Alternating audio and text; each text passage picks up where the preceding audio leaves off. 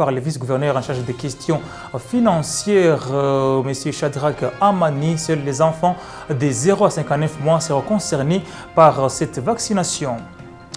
Et les mouvements citoyens du Nord et Sud Kivu disent non au changement ou à la modification de la Constitution. Ils mettent en garde Kinshasa. Et également, les épreuves hors session des examens d'État vont bientôt commencer. C'était l'objet d'une importante réunion tenue dans la ville de Goma par l'inspecteur provincial principal, M. Sosten Chabishimbo, entouré d'autres inspecteurs du pôle et centres concernés. C'est tout pour les sommaires de cette édition du journal. Bienvenue pour les détails.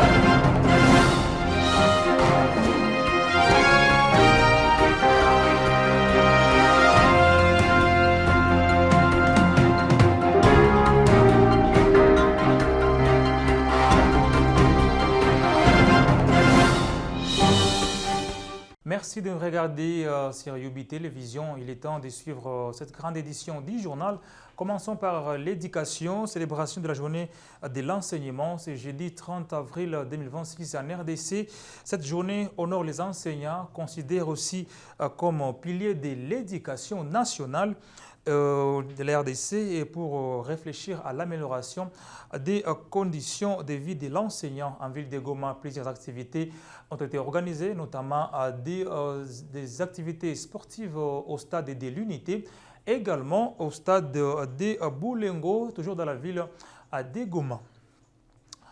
Mettre les points sur les i avant la passation des épreuves hors session des examens d'État, édition 2026, c'est l'objet qui a fait d'une réunion, d'une réunion importante qui a eu le mercredi 29 avril 2026 en ville de Goma par l'inspecteur provincial principal du Nord Kivu, M. Sosten Chabishimbo. Suivez ces reportages de Ali Hassan Kadarius. L'inspecteur principal provincial IPP de la province éducationnelle Nord Kivu 1, Sosten Chabishimbo, a présidé ce mercredi 29 avril 2026 à Goma une séance de travail déterminée en vue de la hors-session. Cette rencontre a permis de finaliser les dispositifs organisationnels pour les 68 centres de passation répartis dans la ville de Goma, dans le territoire de Nyiragongo et de Rutshuru, ainsi qu'à Kigali au Rwanda. Au cours de cette réunion, la liste des responsables des centres affectés a été rendue publique. Ces derniers ont reçu des orientations précises sur les instructions de travail et le calendrier des épreuves qui débute ce lundi 4 mai 2026. À cette occasion, Sosten Chabishimbo a rappelé que les chefs des centres sont appelés à assurer une bonne passation des examens afin que les élèves travaillent correctement. Les chefs de centre, selon l'application des directives qu'ils venaient de recevoir, ils doivent assurer une bonne passation de ces épreuves de telle manière que les candidats travaillent correctement en évitant les cas de fraude. Et donc, les inciter à travailler, à se concentrer sur leurs épreuves afin de garantir leur réussite. Puisque s'ils vont dans la tendance de tricherie, c'est certain qu'ils peuvent accourir des conséquences d'échec. Puisque s'ils se font attraper, vous voyez ce qu'on fait, on annule carrément l'examen. Si on constate pendant la correction qu'il y a des élèves qui ont traité des sujets de telle manière qu'ils ont produit pratiquement le même texte, là on va constater qu'il y a eu fraude. Donc on va annuler l'épreuve de dissertation. S'adressant aux familles, l'IPP a invité les parents d'élèves à bien encadrer leurs enfants et surtout à ne pas les surcharger durant cette période des examens. Il a également exhorté les candidats à faire preuve de sérénité et à ne négliger aucune preuve, soulignant qu'un seul point de moins peut entraîner un échec. Aux élèves d'être sereins avec la préparation et la passation de ces épreuves.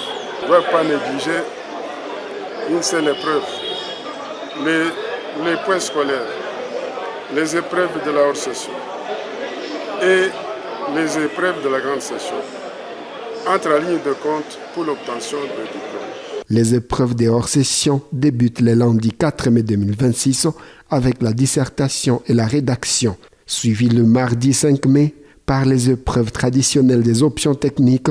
La journée du mercredi 6 mai sera consacrée à l'oral des Français ainsi qu'à la défense des rapports des stages, tandis que les épreuves des pratiques professionnelles s'ouvriront à partir du jeudi 7 mai. En conclusion, l'inspecteur principal de la province éducationnelle Nord Kivu 1 a tenu à souhaiter une bonne réussite à tous les élèves finalistes de sa juridiction. Restons à Goma où un incendie a ravagé des maisons sur avenue Lualaba au quartier Kassika. Nous sommes dans la commune de Karesimbi. C'était la nuit du mercredi 29 avril 2026. Vers 0h selon les sources sur place. D'après les informations recueillies auprès de Sarah Bahati, chef de quartier Kassika, les feux, l'alerte a été faite par des voisins avant l'intervention des services de la protection civile et que des sources de cet incendie sont encore non élucidées. Suivez ici Bahati Sarah, chef de quartier Kassika. Ilikuwa usiku na 0h nikaona cadre de base mwenye alikuwa ku security usiku na wapatrouiller akaniambia mama, moto inakamata mkartier. Moto litokea ilikuwa just mu parcelle yenye ko ndani nyumba 3, ni nyumba ya wapangai na nyumba ya mwenye nyumba. Nyumba ya mwenye nyumba ilikuwa na mlango moja na ile milango 2 ndio ilikuwa ya walokateur.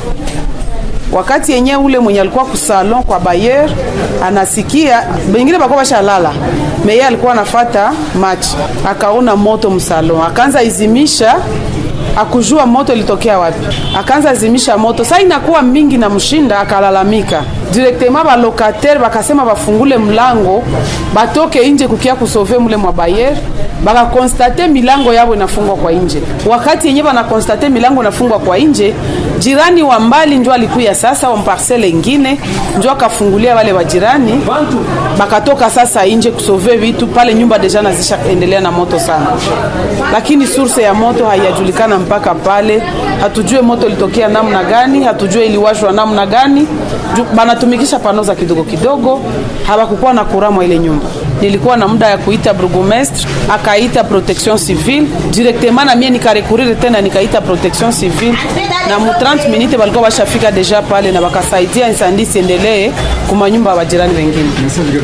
Parlons à présent de la santé dans cette édition du journal sur UB Télévision. Lancement de la campagne de vaccination contre la poliomyélite. Ce lancement a été fait ce jeudi 30 avril 2026 en ville de Goma par le vice-gouverneur en charge des questions financières, M. Shadrach Amani. C'était au stade de l'unité. Cette campagne ira du 30 avril au 2 mai prochain et les enfants de 0 à 59 mois sont concernés par cette vaccination. Suivez ces reportages. Lancement à Goma de la campagne de vaccination contre la poliomyélite. Cette opération de vaccination prévue du 30 avril au 2 mai 2026 cible les enfants de 0 à 59 mois. La cérémonie officielle s'est tenue à l'esplanade du stade de l'unité en présence du vice-gouverneur de la province du Nord Kivu en charge de l'économie et finances, Shadrach Bahati, du maire de Goma, Désiré Ngabo Kisuba, ainsi que du chef de division provinciale de la santé, aux côtés des équipes sanitaires mobilisées pour la réussite de cette campagne. Selon le chef de division provinciale de la santé, cette opération atteint couvert 19 zones de santé, dont 15 entièrement libérées, avec un objectif de près de 2 millions d'enfants à vacciner. Il a insisté sur l'importance de l'implication communautaire pour protéger les enfants contre cette maladie invalidante. Sur terrain, les équipes de vaccinateurs seront déployées en stratégie porte à porte pour administrer les vaccins oraux sous forme de gouttes. La campagne qui sera lancée par l'autorité provinciale aujourd'hui couvrira 19 zones de santé, dont 15 zones de santé totalement libérées et ciblera 2 441 591 enfants âgés de 0 à 59 mois. Des antigènes, les NVPO-D et les VPO-B seront administrés simultanément selon la stratégie porte à porte, et c'est là pour toute la province. Que vous soyez à Goma, à Massissi, Nyiragongo, Rutshuru, Lubero, Walikale, quelle que soit votre profession ou votre statut, vous avez un rôle à jouer. Ensemble, nous devons nous assurer qu'aucun enfant ne soit oublié. Prenant la parole pour lancer officiellement cette campagne, le vice-gouverneur du Nord Kivu en charge de l'économie et finances, Shadrach Bahati, a appelé à la mobilisation générale. Il a notamment encouragé les familles à acquérir les équipes de vaccination et exhorté les autorités locales à s'impliquer activement pour garantir la réussite de cette opération. J'en appelle à la mobilisation générale de toute la population. Accueillez les vaccinateurs qui passeront de porte à porte.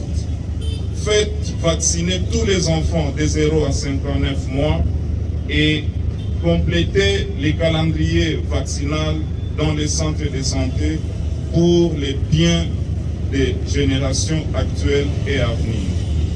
J'instruis également toutes les autorités politico-administratives à tous les niveaux de s'impliquer pleinement pour garantir le succès de cette campagne.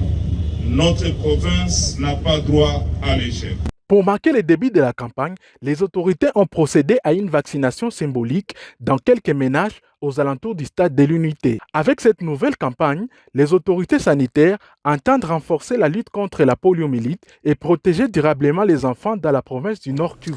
Et pour terminer, la société civile et le mouvement citoyen du Nord et Sud Kivu, en synergie, disent non à la modification ou au changement de la constitution en RDC au cours d'un point de presse tenu en ville de Goma. Ces structures mettent en garde Kinshasa une fois qu'il y aurait modification ou changement de la constitution. Suivez ces reportages de Ali Darius. La société civile, le mouvement citoyen et les confessions religieuses du Nord et Sud Kivu ont officiellement lancé ce jeudi 30 avril une campagne citoyenne pour dire non au changement de la constitution et oui au respect du calendrier électoral pour 2028. Pour ces organisations, la constitution de 2006 n'est pas un simple texte juridique, mais le socle de l'unité nationale. Lors d'un point de presse ce même jeudi 30 avril, les intervenants ont rappelé que ce texte issu du référendum de 2005 représente le pacte de paix et a mis fin à la fragmentation du pays après des années de guerre. En touchant à ces verrous, le pouvoir actuel est accusé de rompre les consensus social qui avait pourtant permis en 2018 la première alternance pacifique au sommet de l'État. Un espoir aujourd'hui douché, selon les organisateurs, par la multiplication des détournements des fonds publics, la détérioration du niveau de vie et surtout la résurgence des conflits armés. La société civile, le mouvement citoyen et les confessions religieuses du Nord et Sud Kivu craignent que cette manœuvre ne vienne fragiliser les fragiles acquis du processus de paix des Doha au Qatar qui se tient à Montreux, actuellement en Suisse. Le non-respect des engagements internationaux et de la loi fondamentale pourrait, selon eux, prolonger indéfiniment la misère des populations déplacées. Pour les organisateurs de la dite campagne, la volonté de modifier la Constitution ne vise qu'un seul objectif, le maintien au pouvoir au-delà de la fin du second mandat prévu en 2028, pratique communément appelée les glissements du président Félix-Antoine Tshisekedi. Face à ce qu'il qualifie de forfaiture, le mouvement citoyen et les religieux du Nord et Sud Kivu ont annoncé qu'ils ne lâcheraient pas prise. Une série d'actions de résistance citoyenne est prévue dans les jours à venir pour faire pression sur Kinshasa si et seulement si le gouvernement ne respectait pas les délais constitutionnels ou soit tenté de changer la constitution ou la modifier. Et c'est la fin de cette édition du journal sur Yubi Télévision. Merci d'avoir suivi. D'ici là, portez-vous bien.